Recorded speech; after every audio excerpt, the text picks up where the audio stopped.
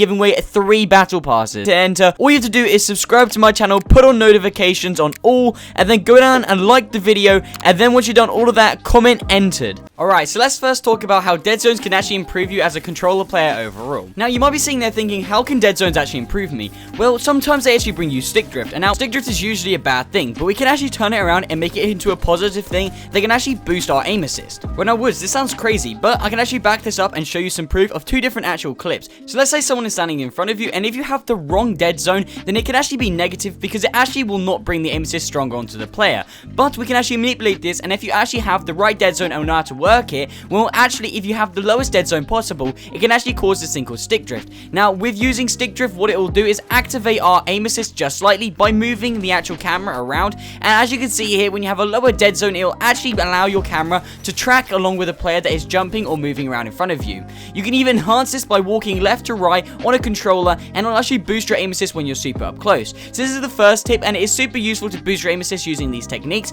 but let's hop into the next tip. So this next tip to play better on a controller is actually by using our up close advantages perfectly. However, not a lot of people actually know how we can use this. So most people know as in Fortnite, when you go to fight someone up close, you use a shotgun and SMG most of the time. Well, as you can see, when we go into a box and use a shotgun to fight someone and kill them off, it takes around 4 seconds to finish off the opponent. But what if I told you that we've been doing this wrong the whole time, and you could possibly use this new meta that a couple of the best controller players are using? Now, what is this method, you ask? Well, the actual new meta is actually use possibly 2 SMGs and an AR. So I actually dropped my shotgun in this clip here, and we do the exact same thing jumping into a box by spraying in and then switching to my second SMG and killing the person. This actually results in a 3-second kill rather than the 4-second kill with a shotgun. So basically, to wrap that up, the new meta some people are using is to use 2 SMGs rather than the shotgun at all. What I'm trying to tell you guys is that sometimes it could actually be better to use an SMG over a shotgun, because with a controller we have aim assist, so we can just get in people's faces and in boxes and just spray the absolute hell out of them. This can be very useful, and you should definitely consider this tip. If you are still watching and you are a controller player, make sure to subscribe to my channel and put on notifications, because this guy actually requested this video, and all you have to do to request a video is subscribe to my channel and be early and request a video on my comment section. Also guys, let's go ahead and reach 1,500 likes. I know we can do it. Everyone go drop a like right now. Also guys, we are super close to 100,000 subscribers, and we're in the last stretch, so everyone help me out and please do subscribe. Also, one last thing before the next tip, I want everyone to go down to the comment section and comment what season you started playing Fortnite in. Anyways, let's go to the next tip. Alright, so this next tip is to actually establish some of our strengths we actually have on controller. Now, this actual tip is actually taking chip damage. Now, not a lot of people do this before a fight, and what this is spraying your opponent before you get into the fight. So there, as you can see, when I fought that player, he was already white before I even had to fight him, and I still had my 200 shield. So also, we have no bloom on a controller, if any of you have realized. So if anyone's ever flying towards you, spray them out of the sky. That is your best time to ever get chip damage, and you need to work on getting them low before actually fighting, so that then we have the best advantage being on a controller, as sometimes it can be slightly unfair as PC players can edit faster than us, but don't worry, if we use our bloom and our chip damage before the fight, we should be good. Alright, my next tip for you guys is bringing the fight up close. If you're ever far away and someone is spraying the hell out of you, we are better up close fighters, so all you need to do is get the fight closer to you and spray them with an SMG when you get in their box, using that tip from earlier. So the best thing, if you're ever farther away, just get up close as far as you can, get in that box and spray them with an SMG or shotgun. Either way guys, you're going to be way better up close. But let's move into some editing tips. Alright, so the first thing when it comes to editing is people don't give themselves enough time when they run up a ramp, and they go straight up the ramp. But what if I told you can give yourself more time by running diagonally across the ramp? This is a very small tip but can be very beneficial. And as you can see here, if you go straight up the ramp, sometimes you can hit your head and it isn't the greatest. So definitely running across a ramp if you're ever going for a similar edit to that, or you can apply it to lots of different editors.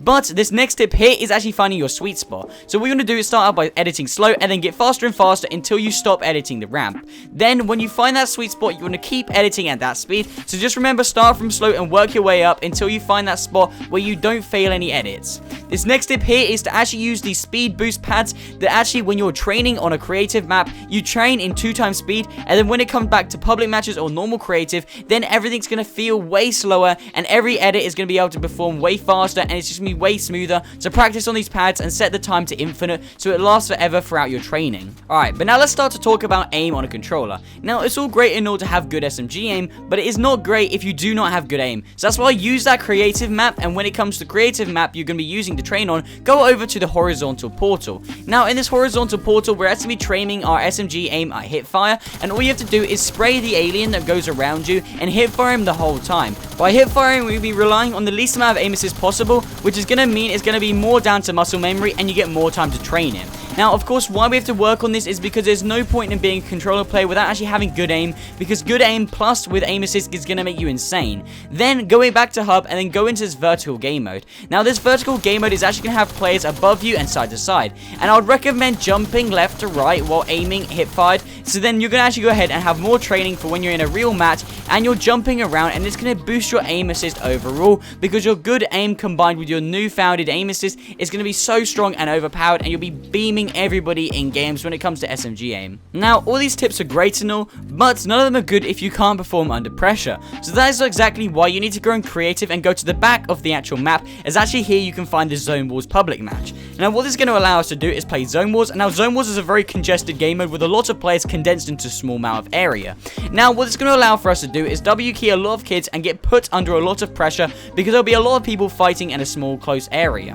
Now, how we can actually take this to advantage is when you get into these games, do not be scared at all. Just go around pushing absolutely everyone you see and trying to kill everyone you see, because that's exactly how you're going to rack up the most amount of practice, so that when you get into a real game in scrims or anything like that, or end game, then you're going to be able to know how to deal with pressure, and you should be able to still perform. Because that's one of the worst things that a lot of pros can't deal with, is when it comes to actually getting a lot of pressure put onto them, their aim, their builds, their edits go all out the window because they cannot deal with that pressure. So definitely guys, I would recommend grinding Zone Wars, and it will make you into such more of a better player. Now, of course, the last thing that I haven't covered on today's video is going to be building. Now, how can you increase your building speed? Well, you're going to be needing to do some high ground retakes. Now, I actually have a video that I'll link in the description, which will have around 10 different high ground retakes you can practice spread out over a couple videos. These are just some that I'm displaying right now on the screen, and sometimes they can be very complicated, but if you get the practice down of them and you practice them, you can actually transfer some of these skills into just normal build fights when you get into public matches.